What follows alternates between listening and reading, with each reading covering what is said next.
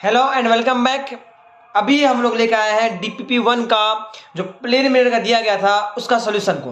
Okay, तो अगर किसी वस्तु की लंबाई 5 मीटर है तो समतल दर्पण पर बनने वाला प्रतिबिंब की लंबाई कितनी होगी। बहुत आसान क्वेश्चन है कि एक मिरर है, उसमें उसके सामने वस्तु का है जो उसका लंबाई कितना है 5 मीटर, तो जो इमेज बनेगा उसका लंबाई कितना होगा। हम जानते हैं समतल दर्पण में बनने वाला इमेज और प्रतिबिंब दोनों का लंबाई क्या होता है बराबर, तो प्रतिबिंब की लंबाई क्या होगा सीधा 5, कोई बड़ा बात नहीं है। अगला क्वेश्चन है, अगर कोई वस्तु समतल दर्पण से 5 मीटर दूर रखी है तो प्रतिबिंब उस वस्तु से कितनी दूर पर बनेगा। क्या बोलता है, अगर कोई वस्तु समतल दर्पण से 5 मीटर दूर रखी है तो प्रतिबिंब उस वस्तु से कितनी दूर बनेगा। जितना दूर वस्तु उतना पीछे इमेज, तो 5 मीटर दूर है तो इमेज भी कितना होगा 5 मीटर। ये तो समतल दर्पण का प्रॉपर्टीज होता है, गुण होता है। अगला क्वेश्चन है, अगर एक समतल दर्पण की ओर एक वस्तु 2 मीटर प्रति सेकेंड की रफ्तार से बढ़ रहा है तो प्रतिबिंब की रफ्तार कितनी, मतलब कितनी रफ्तार बढ़ेगी। तो क्या हो रहा है कि एक सीधा आप समझिए, एक मिरर है, ठीक है, ये मिरर के सामने एक ऑब्जेक्ट इधर भाग रहा है 2 मीटर पर सेकेंड पे, तो पूछता है कि इसका इमेज कितना पे भागेगा। तो हम जानते हैं कि velocity of image is equal to velocity of object with respect to mirror. With respect to mirror यहाँ पे पूछ भी रहा है विद रिस्पेक्ट टू मिरर, तो यहाँ पे अगर दिया है इमेज ऑब्जेक्ट का 2 तो इसका भी मान कितना होगा 2, हो गया आंसर। अगर मिरर के सापेक्ष बात किया जाएगा तो सेम होगा, बट अगर ऐसा बोल जाए कि ऑब्जेक्ट को कितना लगेगा तो 2 गुना हो जाएगा, 2u होता है। ओके, आगे देखिए 4 नंबर, अगर एक समतल दर्पण की ओर एक वस्तु 2 मीटर प्रति सेकेंड की रफ्तार से बढ़ रहा है तो प्रतिबिंब और वस्तु के बीच परस्पर गति क्या होगी। प्रतिबिंब और वस्तु के बीच परस्पर गति क्या होगी यह बताना है। अब की बताना है वस्तु के सापेक्ष, किसके सापेक्ष, वस्तु के सापेक्ष। तो यहाँ पे क्या होगा, velocity of image with respect to mirror equal to velocity of object with respect to mirror. अब यहाँ क्या हो जाएगा, velocity of image minus velocity of mirror equal to velocity of object velocity of mirror. ये सब तो आप पढ़े हैं रिलेटिव वेलोसिटी क्लास 11th में, और क्लास इधर लेक्चर में भी सिखाएं आपको। तो यहाँ से क्या बन जाएगा, फॉर्मूला बन जाएगा 2 velocity of mirror is equal to velocity of image plus velocity of object. Yes या नो। अभी हम मिरर तो रुका हुआ है तो 2 × 0 is equal to velocity of image कितना है, ये है 2, और वेलोसिटी ऑफ ऑब्जेक्ट कितना है, सॉरी इमेज हमको निकालना है और ऑब्जेक्ट कितना है 2, ऑब्जेक्ट कितना है 2। ओके, 1 मिनट रुक जाइए समझिएगा। हमको बोलता है velocity of object with respect to sorry velocity of image with respect to object बोलता है ना, तो इतना तामझाम नहीं करना है, सॉरी सीधा समझिए। यहाँ क्या करेंगे, सीधा हमको पता है कि अगर ऑब्जेक्ट के सापेक्ष बोला तो b बराबर वेलोसिटी ऑफ इमेज बराबर 2u, हाँ है ना, 2 × 2 यानी 4 हो गया। उतना दिमाग नहीं लगाना है, सीधा बन जाएगा। ओके, आगे देखिए, एक वस्तु की लंबाई, एक वस्तु जिसकी लंबाई 1 मीटर है उसका पूरा प्रतिबिंब बनने के लिए समतल दर्पण की कम से कम लंबाई कितनी होनी चाहिए। तो हम जानते हैं समतल दर्पण की लंबाई इज इक्वल टू वस्तु की लंबाई बटे 2, हाँ है ना। तो वस्तु की लंबाई 1 मीटर बटे 2 यानी 0.5 मीटर, कह सकते हैं 500 सेंटीमीटर। ठीक है, कोई दिक्कत नहीं है, सॉरी 50 सेंटीमीटर। ओके, आगे बढ़ते हैं, आगे बढ़ते हैं। एक समतल दर्पण आपकी ओर 10 मीटर प्रति सेकेंड की चाल से आ रहा है, दर्पण इस बराबर आ रहा है, जिसमें आप अपना प्रतिबिंब देख रहे हैं। आपका प्रतिबिंब आपकी ओर किस चाल से आता हुआ लगेगा, आपका प्रतिबिंब आपकी ओर किस चाल से आता हुआ लगेगा। ओके, इस बार मिरर भाग रहा है, इधर भाग रहा है कितना से 10 से, ठीक है। ऑब्जेक्ट मान लीजिए यहाँ पे रुका हुआ है और इमेज यहाँ पे, तो मान लीजिए इसके बीच का दूरी है 50 मीटर। 1 सेकेंड में ये 10 मीटर चल जाएगा तो दूरी कितना बचेगा, 40 बचेगा। तो यहाँ से इमेज भी बनाया 50 मीटर पे, अगर ये 40 है यहाँ भी क्या होगा 40 होगा। यह भी 40 मीटर यहाँ से, अगर ये किसका है इसको 10, तो कितना बचेगा 40 बचेगा। 40 से पीछे बनेगा 40 मीटर, हाँ है ना। ऑब्जेक्ट इसका इमेज बनेगा, तो इमेज कितना किसका देखिए, पूरा पूरी 60 में 40, तो ये बचा कितना 20, तो इमेज कितना खिसक रहा है 20 से, यानी 1 सेकेंड में डबल खिसक रहा है ना। तो हम लिख देंगे सीधा कि इमेज का वेलोसिटी क्या हो जाएगा 2u 2 गुना 10 यानी 20। समझ में आया होगा कि देखिए पहला मिरर यहाँ है, ठीक है, तो इसका जितना दूर है उतना पीछे इमेज बना 50-50। अब 10 मीटर से चला तो 1 सेकेंड बाद ये मिरर यहाँ उठ के आ जाएगा, यहाँ आ जाएगा, तो इससे 40 मीटर बचेगा, तो ये भी कितना बचेगा 40, ये भी कितना बचेगा 40, तो पूरा 50 10 60 में 40 ये खत्म हो गया, तो बचा 20 है ना। यानी अगर मिरर 10 चला तो इमेज कितना चला 20, तो उसका रफ्तार क्या हो गया 20 मीटर पर सेकेंड। इसे ही बना लीजिए, बहुत आसान है। 7 नंबर क्या बोलता है, एक विद्युत बल्ब को 60 डिग्री पर झुके 2 समतलों के बीच रखा जाता है, तो इस बल्ब के कितने प्रतिबिंब लिखेंगे। कुछ नहीं करना है, 360 थीटा लगाइए बटे थीटा, तो क्या होगा बीच में रखते हैं तो कोणीय समद्विभाज पर रखिए, तो 360 बटे 60 कट गया यानी 6। ओके, तो अब यहाँ क्या होगा, चूंकि सम आया है तो घटेगा, तो लिखेंगे n इक्वल टू 6 - 1 यानी 5। फॉर्मूला सब लिखाए थे ना, कोई बड़ा बात नहीं है। अगला देखिए 8 नंबर। 8वां नंबर क्या बोलता है, एक समतल दर्पण से 3 मीटर की दूरी पर स्थित किसी वस्तु का फोटो लेना है। समझिए क्वेश्चन थोड़ा मजेदार टाइप का है कि एक समतल दर्पण है, इससे 3 सेंटीमीटर दूर कोई वस्तु है,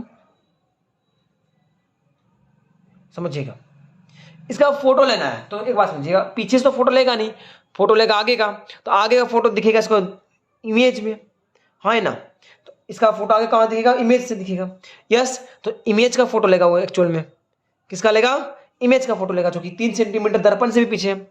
और क्या बोलता है, इस जो समतल दर्पण से 4.5 मीटर पर स्थित है, एक कैमरा है जो यहाँ से 4.5 मीटर दूर पे है। ये क्या है, कैमरा। तो यहाँ बनाते हैं कुछ, ठीक है, समझ लीजिए कैमरा है, ठीक है, ये 4.5 मीटर दूर है, तो इसको फोटो लेने के लिए अपना प्रकाश को कहाँ फोकस करना चाहिए, तो फोटो इसका तो नहीं लेगा, इसका लेगा, क्योंकि ये देखिए उल्टा है, हमको देना होगा सीधा ना, तो इसका फोटो लेगा ही, किसका लेगा, इसका लेगा, तो ये सोचिए ये 4.5 ये 3, तो कितना हो गया, यानी 7.5 सेंटीमीटर। ओके, बन गया। आगे देखिए, एक आदमी की ऊंचाई 180 सेंटीमीटर है, उसके आंख उसके सिर की चोटी से 10 मीटर नीचे है, 10 सेंटीमीटर नीचे है। अपनी पूरी ऊंचाई पैर के अंगूठे से सिर तक देखने के लिए वह अपने सिर मीटर की दूरी पर रखे समतल दर्पण का उपयोग करता है। समतल दर्पण की न्यूनतम दूरी ज्ञात करें। कुछ नहीं करना है, सिंपल है सोल्यूशन। देखिए अब हम आपको टफ तरीका भी सिखाएंगे, सेकंड तरीका भी सिखाएंगे। जो थोड़ा तरीका होगा एक लेवल का क्वेश्चन सॉल्व करने के लिए, जैसे नीट और आईटी लेवल का क्वेश्चन सॉल्व करने के लिए, वहाँ सोचने के लिए, तो वहाँ अलग तरीके से कहेंगे। यहाँ सिंपली फॉर्मूला लगाइए कि आदमी को ऊंचाई, समतल दर्पण की ऊंचाई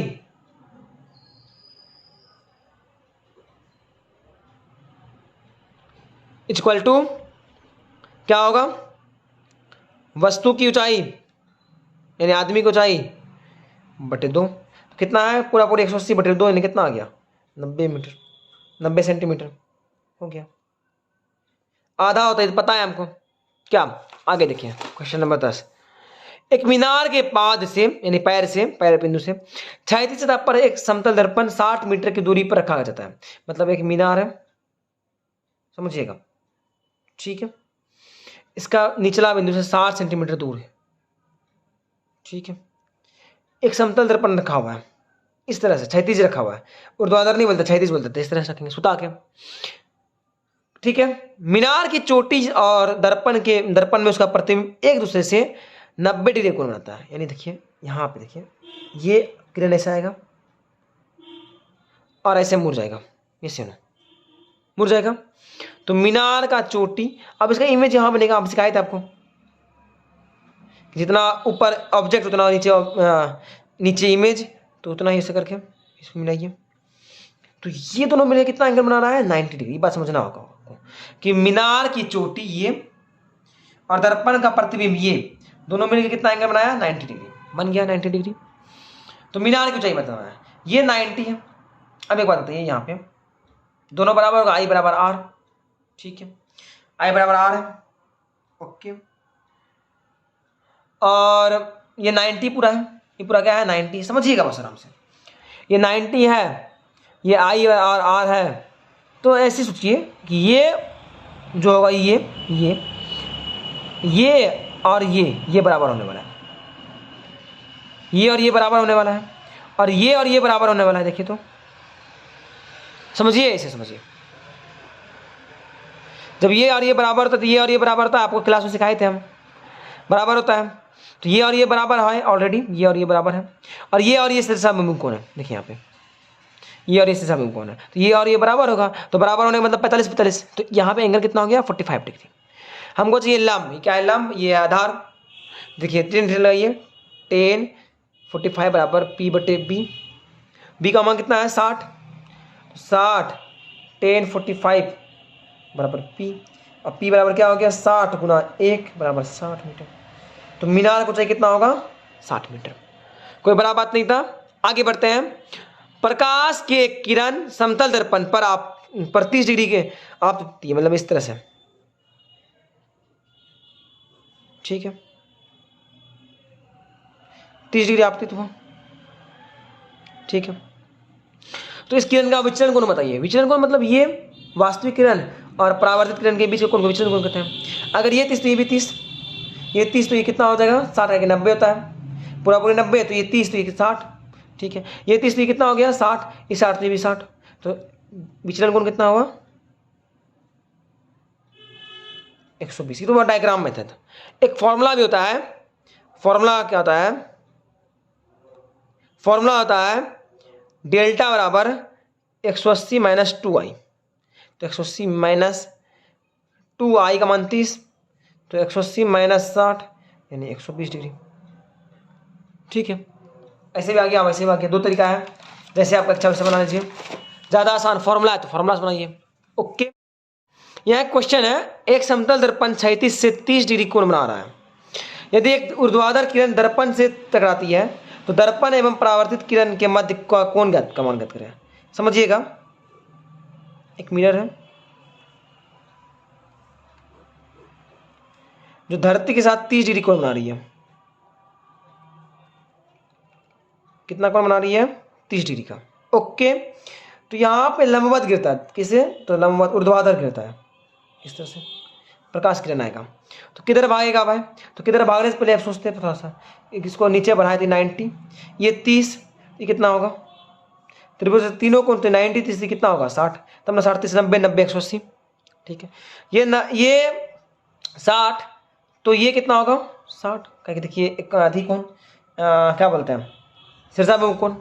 अब इस पर लंब खींचते हैं, देखिए आप मोड़ के थोड़ा सोचिएगा, यहाँ लंब खींचते हैं, तो लंब कुछ इस प्रकार होगा 90 डिग्री। ये 60 तो कितना होगा 30, तो ये इस तरह जाएगा प्रकाश, जो कितना मोड़ेगा 30 डिग्री। तो परावर्तन कोण का मान कितना आ गया 30, परावर्तन कोण का मान कितना आ गया 30। लेकिन क्वेश्चन पूछता है दर्पण एवं परावर्तित किरण के मध्य का मान बताना है। दर्पण एवं परावर्तित किरण के मध्य का मान बताना है, तो यहाँ कितना ये बताना है हमको, कितना होने वाला है 60 डिग्री का, पूरा पूरी कितना है 90 30, तो कितना होने वाला है 60 डिग्री, हो गया आंसर, ओके। अब आगे चलते हैं क्वेश्चन नंबर 13। 13 क्वेश्चन बहुत आसान है, घड़ी वाला है। एक घड़ी में वास्तविक समय 3:25 है।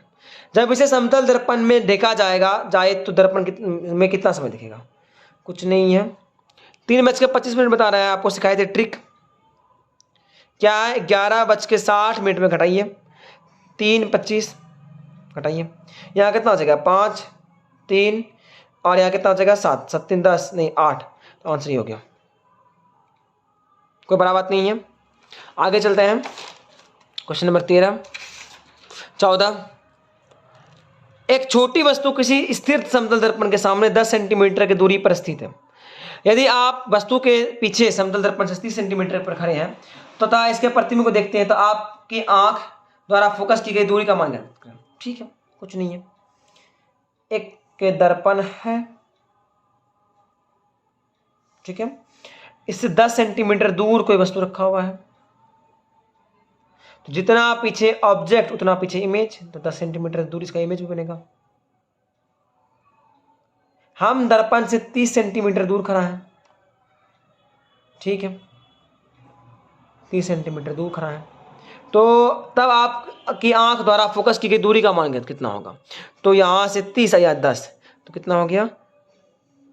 टोटल डिस्टेंस 30 + 10 यानी 10 यानी 40 सेंटीमीटर हो गया।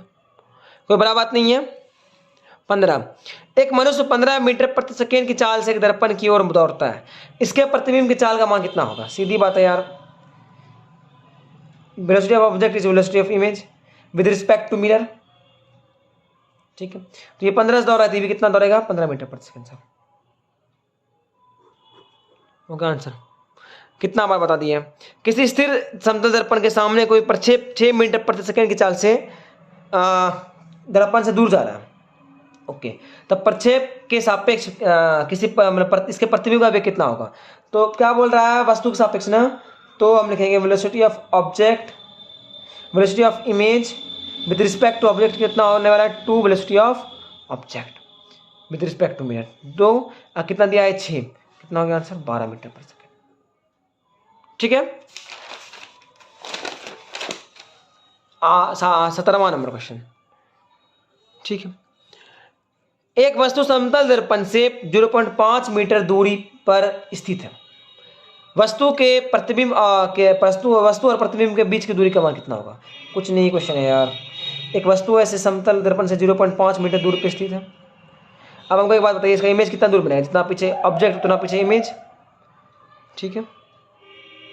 यहाँ बन गया इमेज 0.5 मीटर, तो इसके इसके बीच दूरी कितना है? 0.5 metre plus 0.5 metre equal to 1 metre, हो गया आंसर। एक व्यक्ति 15 मीटर प्रति सेकेंड की चाल से किसी दर्पण की ओर दौड़ता है, व्यक्ति के सापेक्ष प्रतिबिंब की चाल का मान कितना होगा? व्यक्ति के सापेक्ष प्रतिबिंब की चाल का मान कितना होगा? कुछ नहीं है। एक व्यक्ति 15 मीटर प्रति सेकेंड की चाल से किसी दर्पण की ओर दौड़ रहा है, व्यक्ति के सापेक्ष प्रतिबिंब का चाल कुछ नहीं है, सीधा व्यक्ति के सापेक्ष पूछता है ना, आदमी के सापेक्ष पूछ रहा है प्रतिबिंब का ना, तो velocity of image with respect to object, velocity of object 2u, तो 2 आयु का मान कितना है? 15, कितना हो गया? 30 मीटर प्रति सेकेंड। दो समतल दर्पण एक दूसरे से 72 डिग्री पर झुके हैं, दोनों के बीच रखी वस्तु का प्रतिबिंब की संख्या निकालना है, n निकालना है। सॉल्यूशन, दोनों एक बात, वस्तु कहाँ रखा है? दोनों के बीच रखा है। कहाँ रखा है? दोनों का बीच, तो इसको क्रिस क्रॉस बनाते हैं। चलिए, आपको सिखाए थे ना, दोनों के बीच मतलब ये 36, ये भी 36, तो 36 और 36 72 है, जोड़िए 8 108 108, फिर 72 है, तो 10 180 180, फिर 72। अब तो लेंगे नहीं 180, तो 1 2 3 4 ओवरलैप भी हो रहा है। 108 108 72 180 नहीं, तो 4 इमेज कितना बन रहा है? नंबर ऑफ इमेज कितना है? 4। ओवरलैप तो नहीं कर रहा कोई भी, कहाँ पे 360 पूर्ण नहीं रहा किसी के जोड़ने पे, ओके। ये तो आपको criss cross method, formula method का है, फॉर्मूला मेथड तो यहाँ बनाते हैं फॉर्मूला से भी। 360/θ यानी 360/72 कितना आया? 5। चूंकि कोणीय समद्विभाजक पे तो n बराबर क्या होगा? 5 - 1 = 4, ओके। आप बीच में तो कोणीय समद्विभाजक पे तो इतना होगा, ओके। अगला क्वेश्चन देखिए, एक वस्तु के 3 प्रतिबिंब प्राप्त करने के लिए दो समतल दर्पण को किस कोण पर रखना चाहिए? एक वस्तु को 3 प्रतिबिंब प्राप्त करने के लिए नंबर ऑफ इमेज कितना है? 3, ओके। तो n बराबर 360/θ -1, 3 + 1 बराबर 360/θ, ठीक है। 4 बराबर 360/θ, तो थीटा बराबर क्या हो गया? तो 60/4, कितना बार कटा? 9 × 36, 4 90 बार में। वैसे भी हमको याद हो, आप लोग को याद होना चाहिए 90 डिग्री पर 3 प्रतिबिंब बनता है, हो क्या आंसर? आगे देखिए, दो समतल दर्पण परस्पर 45 डिग्री कोण पर बनाते हैं। दो समतल दर्पण है, इसके बीच का कोण कितना है? 45 डिग्री। इसके बीचों बीच रखा है वस्तु का ऑब्जेक्ट कोणीय समद्विभाजक पे, तो बनने वाला कुल प्रतिबिंब n निकालना है हमको। तो सबसे पहले 360/θ कितना आ जाएगा? तो 8, कितना आ जाएगा? 8। 8 बार में कटेगा 45 अठे 160 होगा, 45 के 90 9 27 9 36, तो 8 बार में कटेगा। आप देख लीजिए कटा के, ठीक है ना। तो यहाँ पे n निकालना है, क्या होगा 8 - 1 7। फॉर्मूला है, आप थ्योरी कीजिए, ये सब तो कुछ है ही नहीं क्वेश्चन में। एक व्यक्ति की ऊंचाई 6 मीटर है तो वह अपना प्रतिबिंब 2 मीटर की ऊंचाई पर प्रक्षेपित करता है, तब प्रयुक्त दर्पण है। अब देखिए वस्तु से छोटा बन रहा है ना। तो दो तरह दर्पण, समतल दर्पण तो कभी बनाएगा नहीं, ठीक है। अवतल जो बनाता है वो मतलब कि वस्तु से बड़ा बनाता है, वस्तु से छोटा भी बनता है। तो ये दर्पण हो सकता है।